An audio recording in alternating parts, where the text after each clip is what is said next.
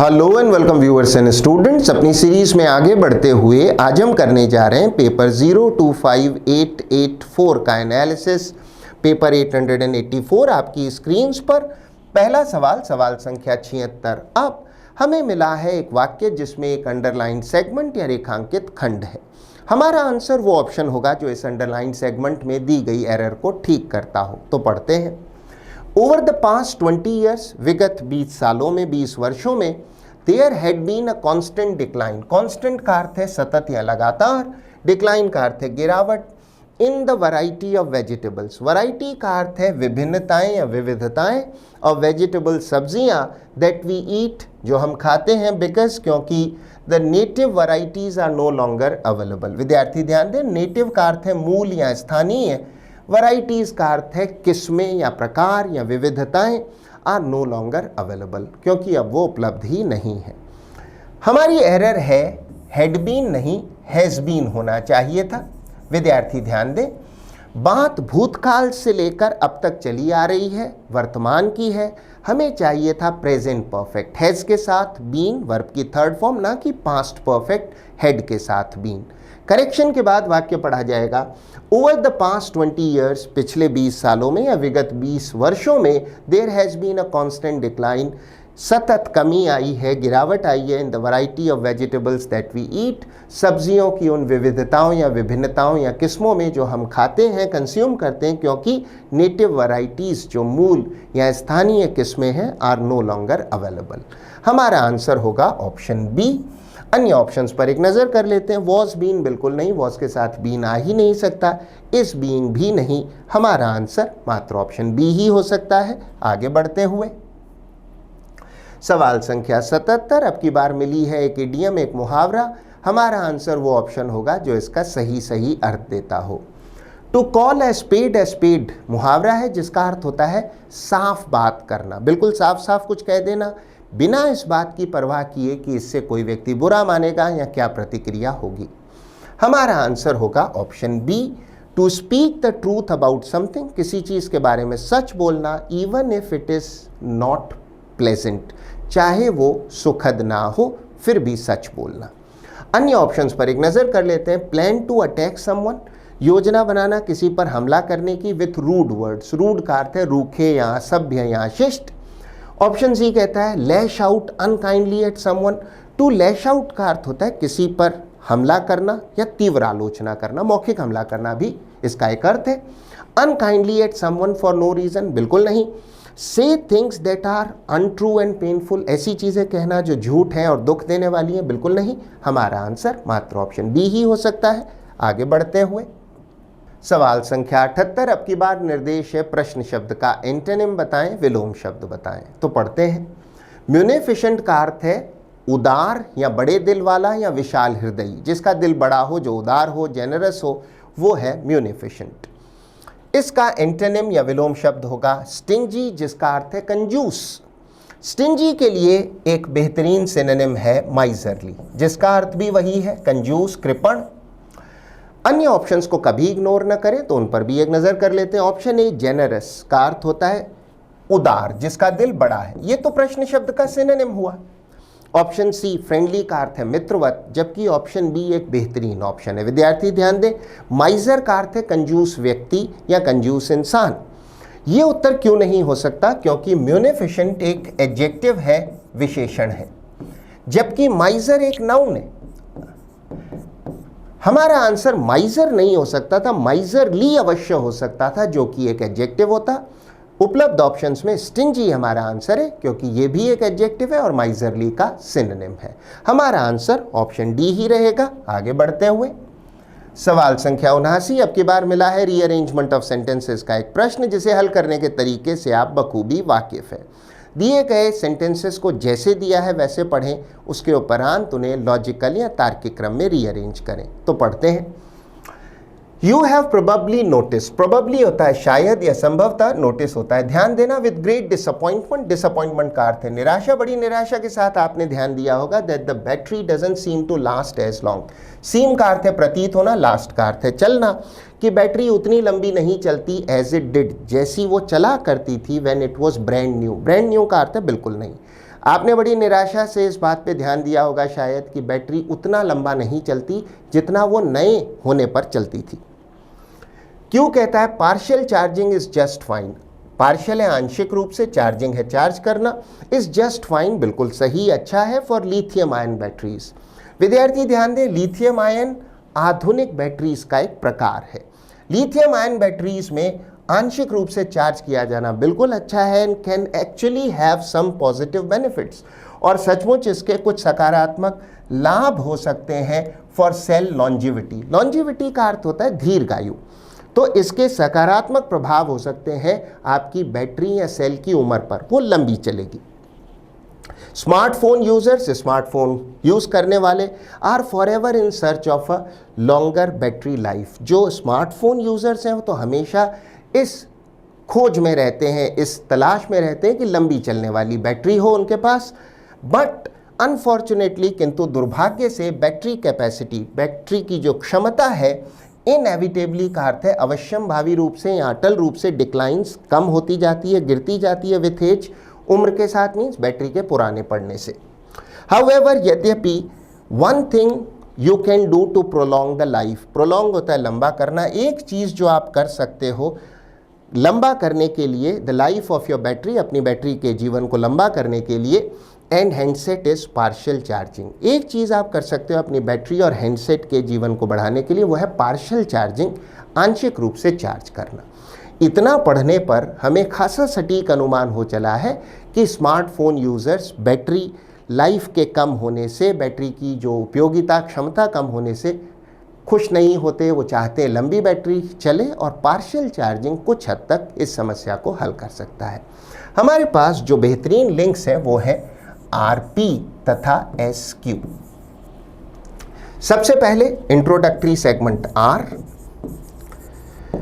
Smartphone users are forever in search of a longer battery life, but unfortunately, दुर्भाग्य से, battery capacity, जो battery की क्षमता है, इनएविटेबली, अवश्यम भावी रूप से, अटल रूप से डिक्लाइंस विथ एज। आर के उपरांत होगा खंड P।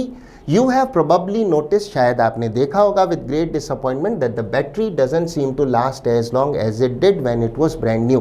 बैटरी उतनी नहीं चलती जितनी तब चलती थी जब वो नई थी। P के बाद होगा खंड S।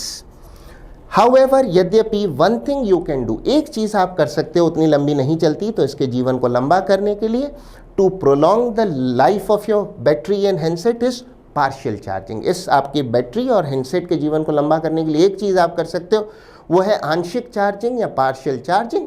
और अंतिम खंड मात्र क्यों ही हो सकता है, partial charging is just fine for lithium ion batteries and can actually have positive benefits for sale longevity, और इसके सकारात्मक असर हो सकते हैं आपकी बैटरी या सेल के दीर्घायु होने पर, यानी वो ज़्यादा चलेगी।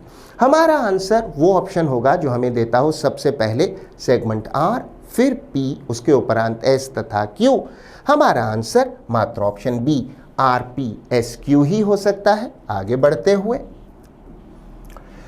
अगले 5 प्रश्न हमें मिला है cloze test fill in the blanks का एक समुच्चय, जिसे हल करने के तरीके से आप वाकिफ हैं।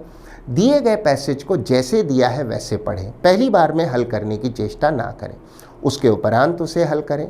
यदि समय का अभाव हो, समय अपर्याप्त या नाकाफ़ी हो, तो आधा पैसेज पढ़ें, उसके उपरांत उसे हल करें। और हमेशा याद रखें, ब्लैंक्स के आगे तक पढ़ें। तो पढ़ते हैं। एट द एज ऑफ 94, 94 की उम्र में, हरजोत मेक्स बर्फी, हरजोत बर्फी बनाती है, ओनली ऑन ऑर्डर, सिर्फ ऑर्डर मिलने पर, and people come to collect the freshly made barfi, और लोग आते हैं कलेक्ट करने के लिए, उससे लेने के लिए फ्रेशली मेड बर्फी, ताज़ा रूप से बनाई गई बर्फी को, at her dash the most remarkable thing. विद्यार्थी ध्यान दें, रिमार्केबल का अर्थ है उल्लेखनीय। Thing is she manages everything dash her own from roasting the gram flower. Roast का अर्थ होता है किसी चीज़ को भूनना या आग में सेकना। The gram flower, gram flower का अर्थ है बेसन, ग्राम कहते हैं चने को, तो चने का आटा मतलब बेसन, चने का आटा या बेसन। To cutting the dash shaped barfis, she believes that it is better to wear out than rust out. Wear out का अर्थ है घिस जाना, जबकि रस्ट आउट का अर्थ है जंग लगना। वो सोचती है कि बेहतर है आदमी घिस जाए जंग लगने से। अर्थात वो जंग लग के खराब होने की जगह घिस जाना ज़्यादा बेहतर समझती है। इतना पढ़ने पर हमें खासा सटीक अनुमान हो चला है किसी बहुत ही वृद्ध महिला हरजोत के बारे में जो बेहतरीन बर्फ़ी बनाती है। अब हम इसे हल कर सकते हैं, तो फिर से पढ़ते हैं। At the age of 94 Harjot makes barfi only on order and people come to collect the freshly made barfi at her residence. Residence का अर्थ होता है निवास, उसके घर से कलेक्ट करने आते हैं। अन्य ऑप्शंस पर एक नज़र कर लेते हैं। रेजिडिंग का अर्थ होता है कहीं रहना, बिल्कुल नहीं।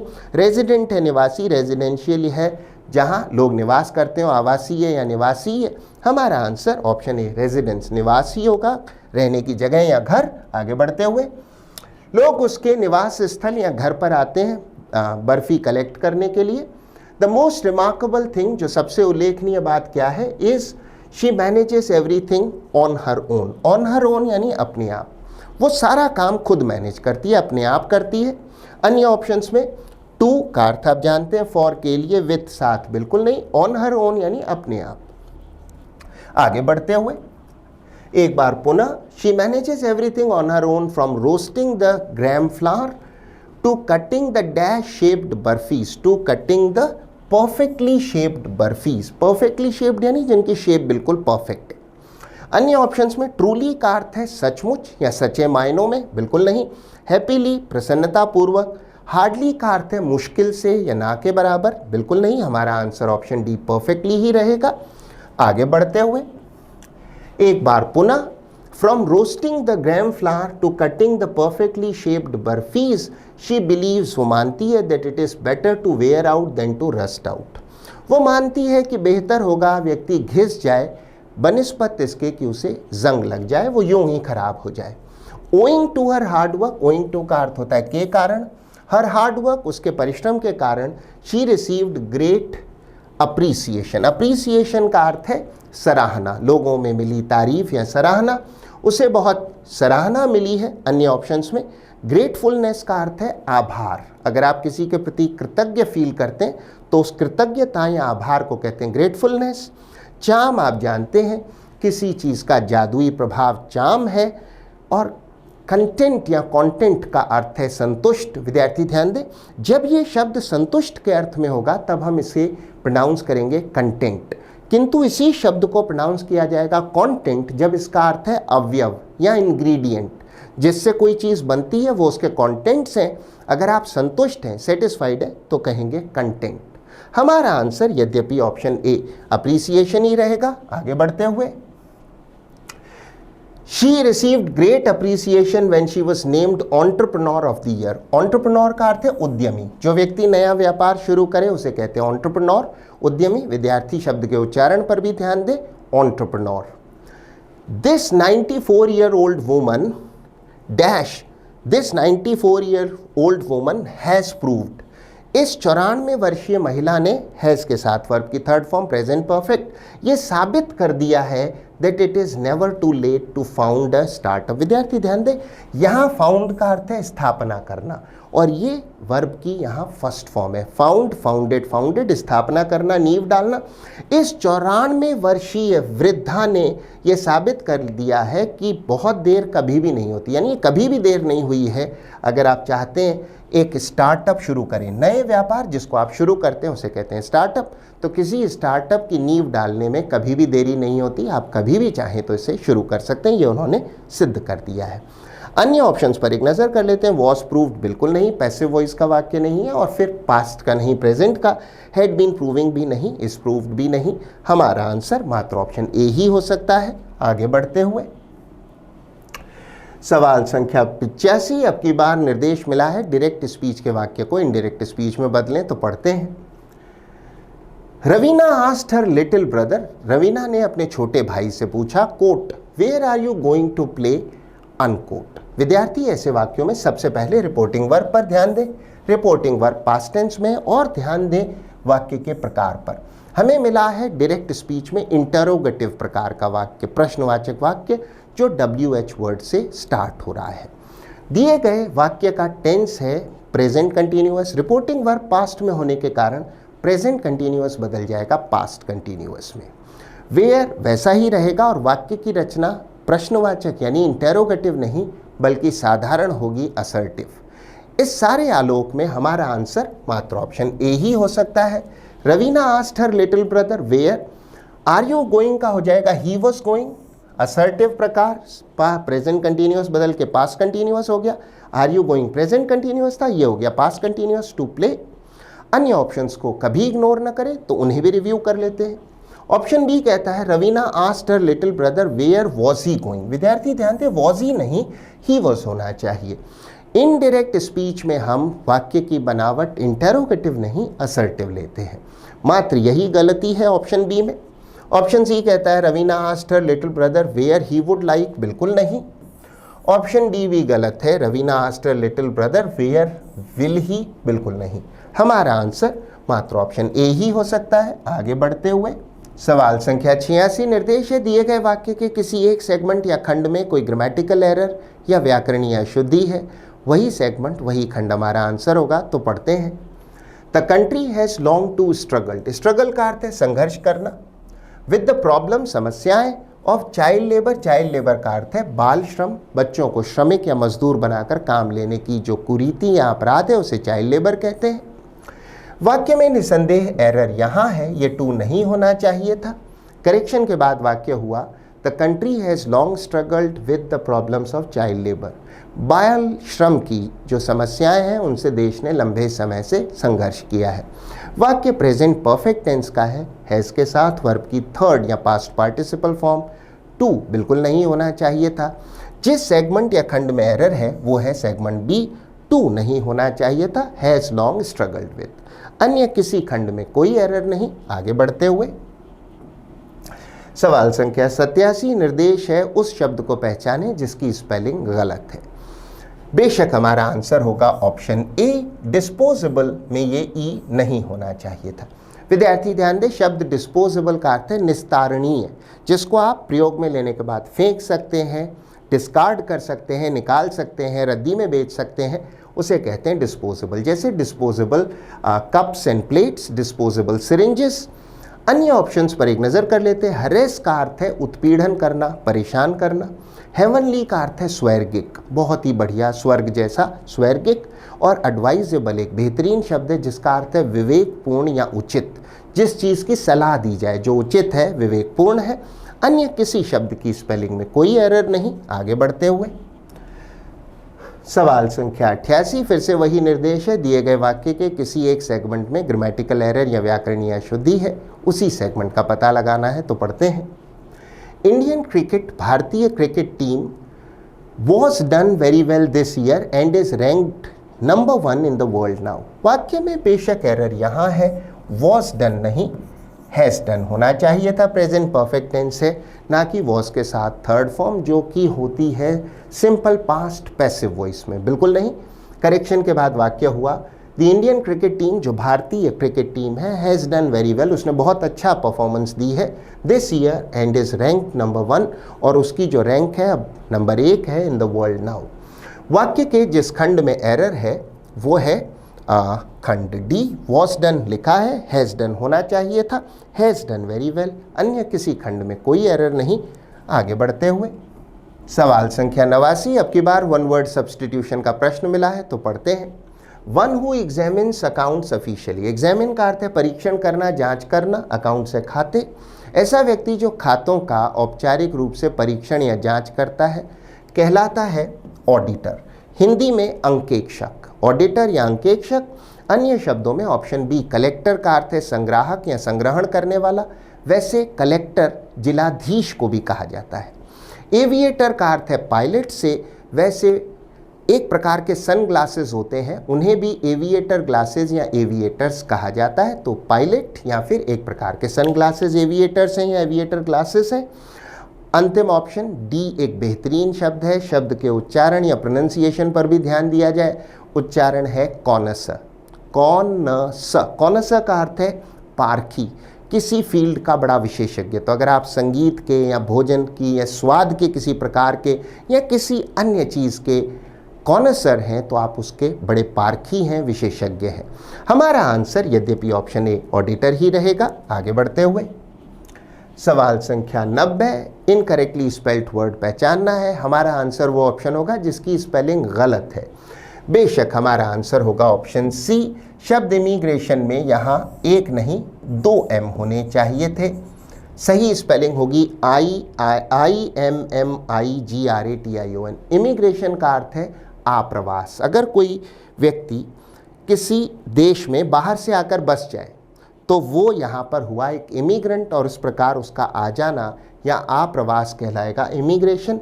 1 एम के स्थान पर 2 एम होने चाहिए थे। IMMIGRATION। अन्य शब्दों पर एक नज़र कर लेते हैं। इक्विवेलेंट है किसी चीज़ के समान।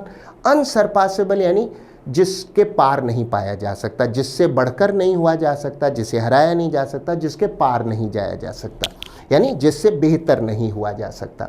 इनएडवर्टेंट का अर्थ है बिना जाने बूझे, बिना इरादे के, बिना जाने बूझे। अन्य किसी शब्द की स्पेलिंग में कोई एरर नहीं। आगे बढ़ते हुए सवाल संख्या 91, निर्देश है रेखांकित सेगमेंट को रिप्लेस करें सही ऑप्शन से। तो पढ़ते हैं।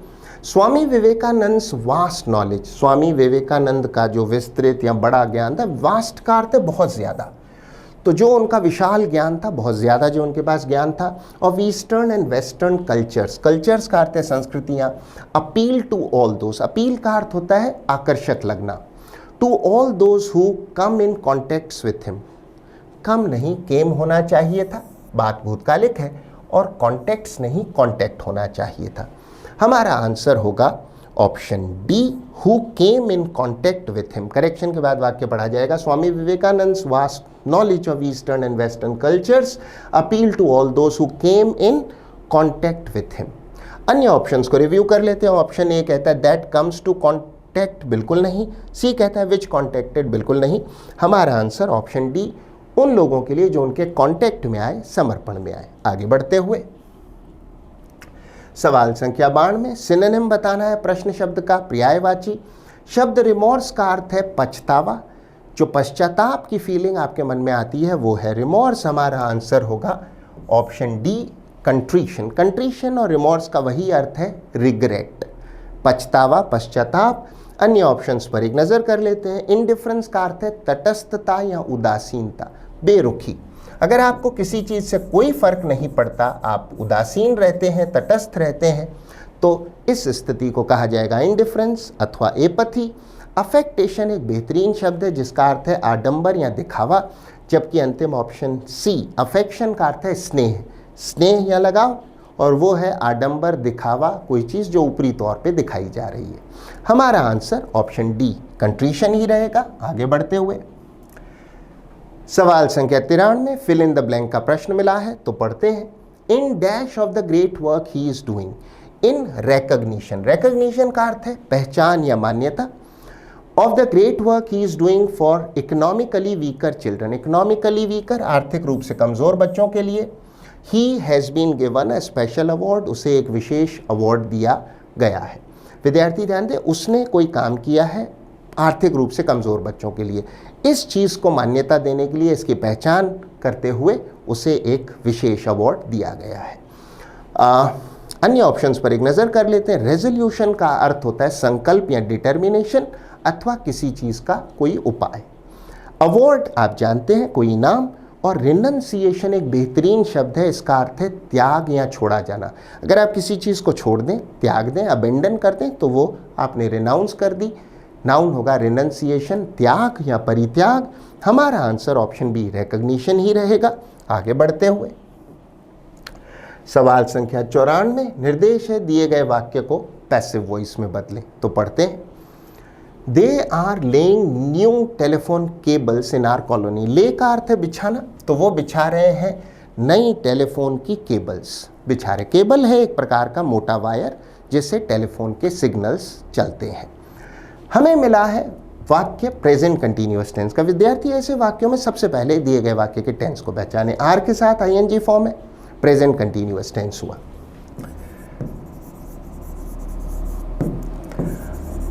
ऐसे में हमारा आंसर वो ऑप्शन होगा जो हमें देता हो नए सब्जेक्ट, न्यू टेलीफोन केबल्स के साथ इज एम आर जैसी भी स्थिति हो। चूंकि केबल्स प्लूरल है, आर उसके साथ बीइंग और फिर वर्ब की थर्ड या पास्ट पार्टिसिपल फॉर्म। इस सारे आलोक में हमारा आंसर मात्र ऑप्शन ए ही हो सकता है।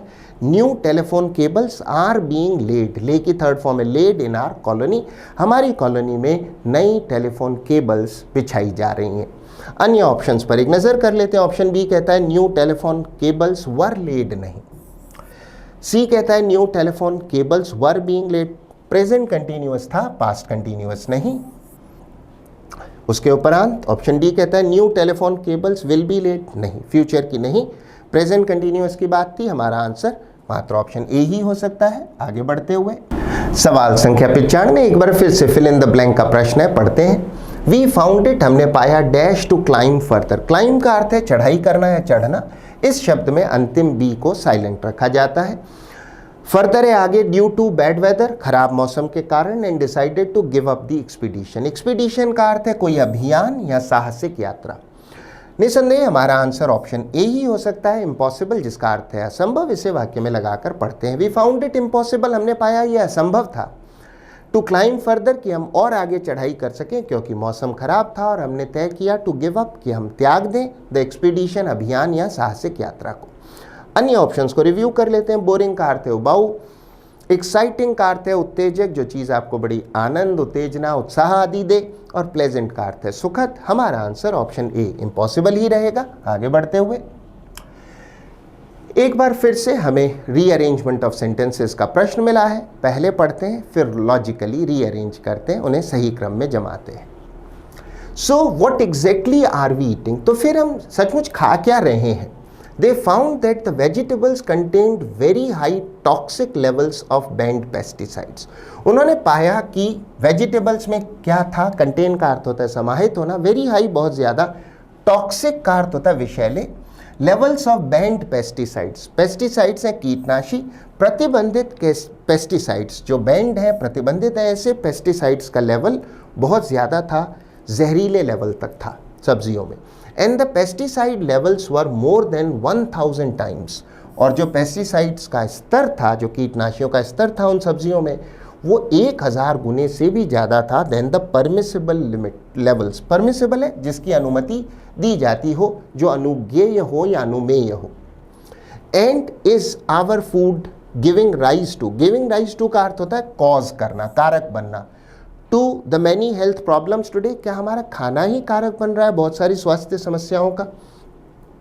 अ सर्वे कंडक्टेड बाई, एक सर्वेक्षण जो कि कंडक्ट किया गया by the food safety and standards authority of India, FSSAI, यह भारत की एक संस्था है, food safety and standards authority of India, FSSAI, under the union agriculture ministry, union का अर्थ है संघीय, एग्रीकल्चर मिनिस्ट्री का अर्थ है हमारी जो कृषि मंत्रालय है। टेस्टेड रैंडम सैंपल्स, रैंडम का अर्थ है बेतरतीब, यूं ही बिना किसी क्रम से, कुछ यहाँ से लिए कुछ वहाँ से लिए, samples of vegetables being sold in markets all over India. इतना पढ़ने पर हमें खासा सटीक अनुमान हो चला है कि FSSAI ने कोई सर्वे किया जिसमें उन्होंने रैंडमली सैंपल्स लिए हैं सब्जियों के, जिनमें बहुत जहरीले लेवल तक जो है पेस्टिसाइड्स थे। हमारे पास जो दो बेहतरीन लिंक्स हैं वो हैं SQP और अंतिम खंड R। सबसे पहले इंट्रोडक्टरी खंड S, अ सर्वे, एक सर्वेक्षण conducted by the food safety and standards authority of India under the union agriculture ministry tested random samples of vegetables being sold in markets all over India. Bharat भर में जो बाज़ारों में वेजिटेबल्स बेची जाती हैं उनके सैंपल्स या नमूने लिए। एस के उपरांत होगा खंड Q, दे फाउंड, दे कौन, जिन्होंने ये सैंपल्स या नमूने इकट्ठे किए। उन्होंने पाया, FSSAI के प्रतिनिधियों ने, that the vegetables contained very high toxic levels of banned pesticides, कि वेजिटेबल्स में बहुत ज़्यादा प्रतिबंधित जो पेस्टिसाइड्स थे, and the pesticide levels were more than 1000 times the permissible limits. S के उपरांत Q, Q के उपरांत P। सो इसलिए what exactly are we eating, तो फिर आखिरकार हम खा क्या रहे हैं। अंतिम खंड P के बाद मात्र R ही हो सकता है। एंड, क्या हम खा रहे हैं बताओ। एंड इज आर फूड, और क्या हमारा जो भोजन है गिविंग राइज टू, वो कारक बन रहा है हमारी बहुत सारी जो हेल्थ प्रॉब्लम्स हैं उनका। तो अंत में ये सवाल पूछा गया है, हम क्या खा रहे हैं और क्या वही हमारी आज की बीमारियों का कारण तो नहीं।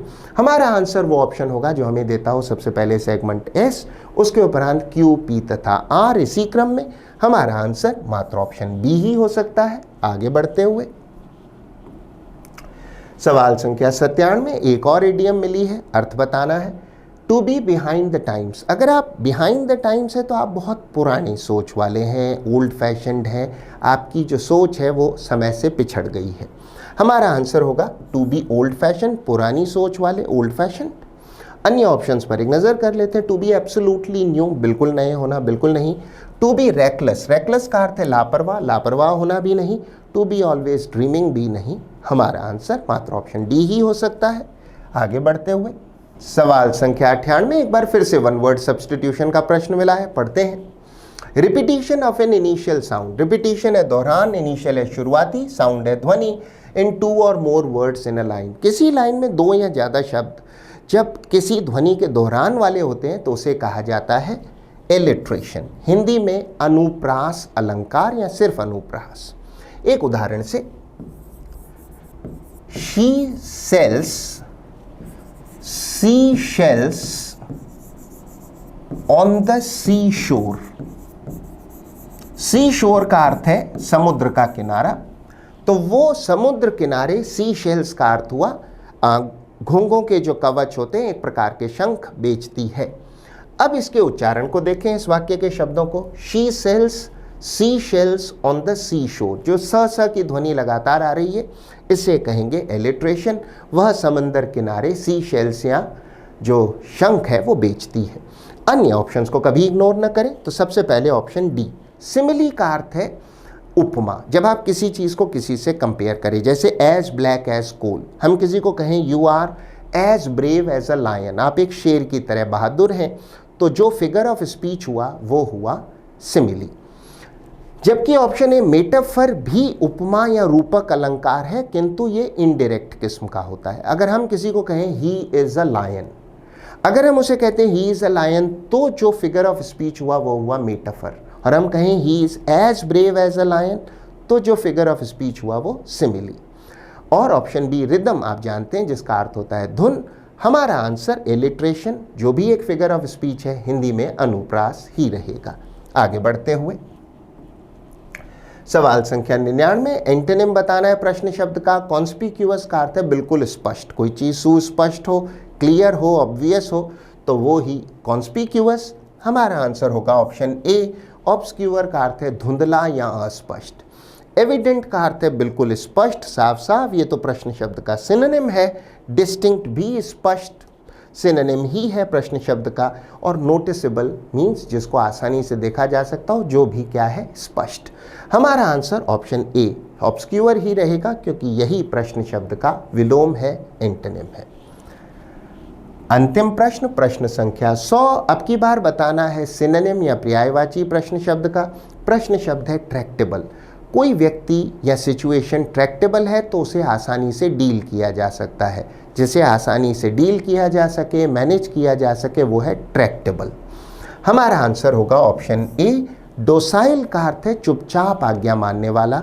इसके लिए एक सिनोनिम हो सकता है सबमिसिव।